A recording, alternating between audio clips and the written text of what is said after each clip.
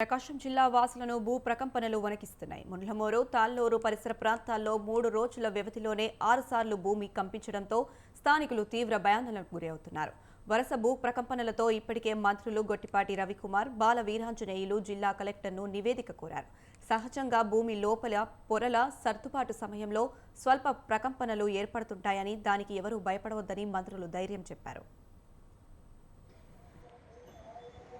మనము జీవముగల దేవుని ఆలయమై ఉన్నాము.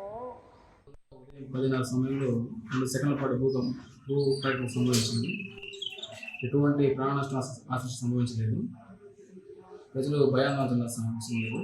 ఈ విషయంలో ఉన్నత గారి నివేదిక పంపించాము. అక్కడి నుంచి ఉత్తర్వులు వచ్చిన వెంటనే తదుపరి ఏం చేయాలో అది చర్యలు తీసుకుంటాం. ఇవి భూమిలో అంతర్గతం జరుగుతున్న సంఘటనలు మనం అధికారులతోటి అదేవిధంగా సంప్రదించిన తర్వాత ఇవి ఇంతకు ముందు నుంచి కూడా అప్పుడప్పుడు వస్తూ ఉన్నాయి. కానీ మొన్న జరిగిన సంఘటనలు అయితే రెక్టర్ స్కేల్ మీద కూడా నమోదు కాలేదంటున్నారు.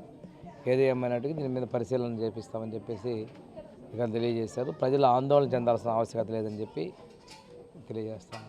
కరెక్ట్గా 10:30 నిమిషాలకి ధమామని శబ్దం వచ్చేసింది. బయటికి పోయి చూసేవారికి అందరూ మాకు శబ్దం వచ్చింది అన్నారు. గూడెంలో పోయేవారికి బత్తాలన్నీ జారి పడ్డాయి. భూకంపం అని నిర్ధారించుకున్నాము. కరెక్ట్గా 10:30